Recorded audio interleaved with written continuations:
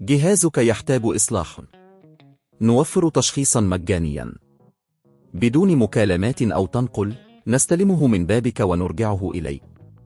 قبل الإصلاح نرسل عرض السعر ونكمل بس بعد موافقتك.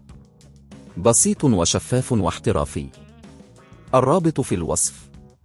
عند استخدام جهاز بلاي 4 قد تواجه بعض المشكلات التي تؤثر على أدائه، وفي هذا الدليل سنساعدك على تشخيص هذه المشاكل وإجراء الصيانة اللازمة. أولاً، تأكد من أن الجهاز متصل بشكل صحيح بالكهرباء والشاشة. إذا كانت الشاشة لا تعرض الصورة، حاول تغيير كابل HDMI أو التحقق من إعدادات العرض. إذا كان الجهاز يعمل ولكنك تواجه مشاكل في الأداء مثل التهنيج أو البطء، يمكنك اتباع الخطوات التالية. قم بإيقاف تشغيل الجهاز وافصله عن الكهرباء. استخدم فرشاة ناعمة أو هواء مضغوط لتنظيف فتحات التهوية من الغبار والأوساخ. تراكم الغبار قد يسبب ارتفاع درجة حرارة الجهاز. بعد التنظيف، أعد تشغيل الجهاز وتحقق إذا كانت المشكلة مستمرة.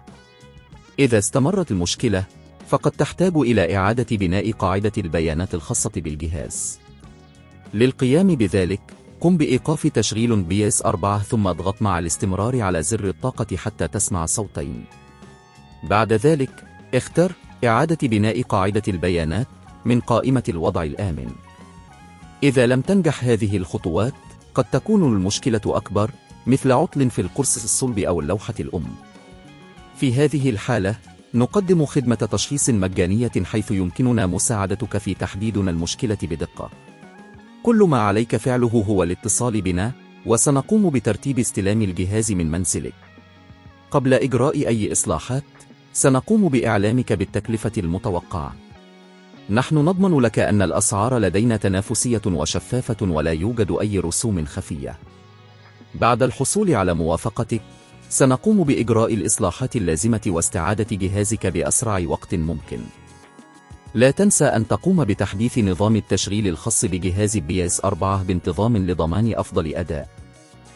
تذكر دائما أن الصيانة الدورية لجهازك ستساعد في إطالة عمره وتحسين تجربة اللعب. جهازك يحتاج إصلاح. نوفر تشخيصا مجانيا بدون مكالمات أو تنقل، نستلمه من بابك ونرجعه إليك.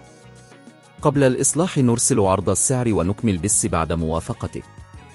بسيط وشفاف واحترافي. الرابط في الوصف.